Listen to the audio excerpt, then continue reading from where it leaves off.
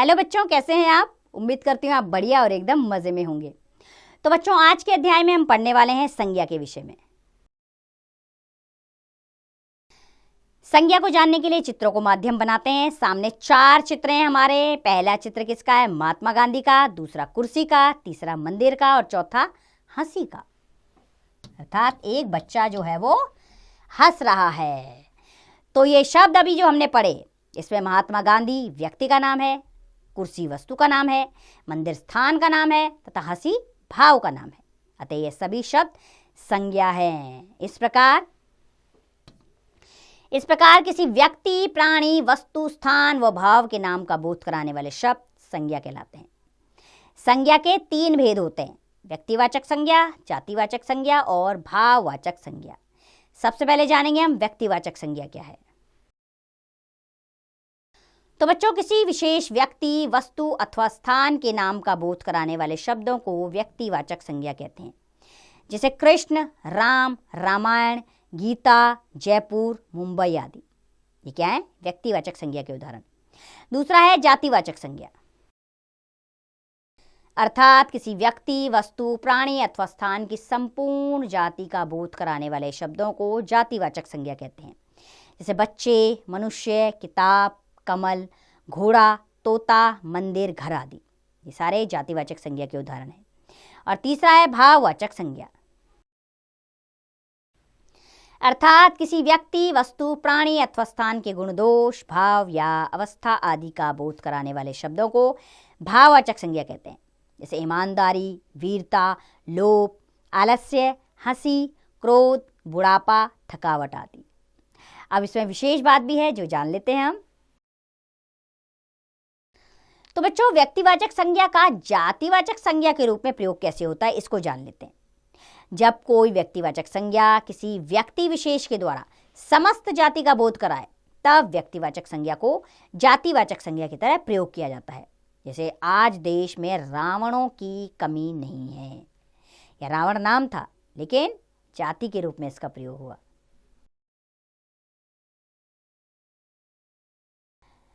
तो बच्चों, इस वाक्य में रावण व्यक्तिवाचक संज्ञा है क्योंकि वह नाम है, परंतु इस वाक्य में वो दुष्टों का प्रतीक बन गया, अतः यह जातिवाचक संज्ञा है।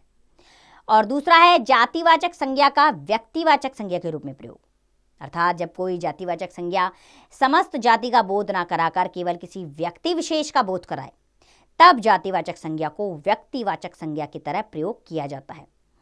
जैसे नेताजी ने देश की आज़ादी के लिए खून मांगा, तो इस वाक्य में नेताजी जातिवाचक संज्ञा है, परंतु इस वाक्य में यह शब्द जाति सूचक ना होकर व्यक्ति विशेष नेताजी सुभाष चंद्र बोस के लिए प्रयोग हुआ है, अतः यह व्यक्तिवाचक संज्ञा है।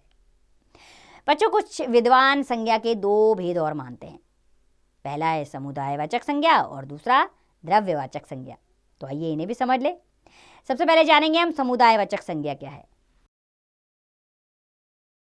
अर्थात किसी व्यक्ति, वस्तु अथवा प्राणी के समुदाय या समूह का बोध कराने वाले शब्दों को समुदायवाचक संज्ञा कहते हैं।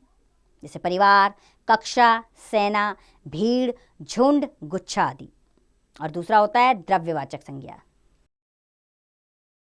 अर्थात किसी द्रव्य, पदार्थ अथवा धातु का बोध कराने वाले शब्दों को द्रव्यवाचक संज्ञा कहते हैं। जैसे लोहा, सोना, तांबा, तेल, घी, मिट्टी, ईंट, पत्थर आदि। तो अब हम जानने वाले हैं बच्चों, भाववाचक संज्ञाओं की रचना कैसे की जाती है। तो भाववाचक संज्ञाओं की रचना 5 प्रकार से होती है। पहला है जातिवाचक संज्ञा शब्दों से भाववाचक संज्ञा बनाना। जैसे कि व्यक्ति जातिवाचक संज्ञा है, इसका भाववाचक बनेगा व्यक्तित्व।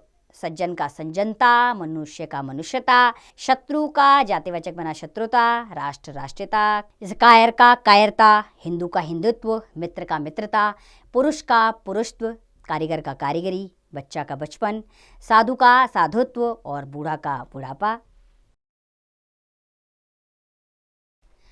चिकित्सक का चिकित्सा, लड़का का लड़कपन, शिक्षक का शिक्षा, पशु का पशुता, दानव का दानवता, नेता का नेतृत्व, स्त्री का स्त्रीत्व, प्रभु का प्रभुत्व और पंडित का पांडित्य, डाकू का डकैती और युवक का यौवन।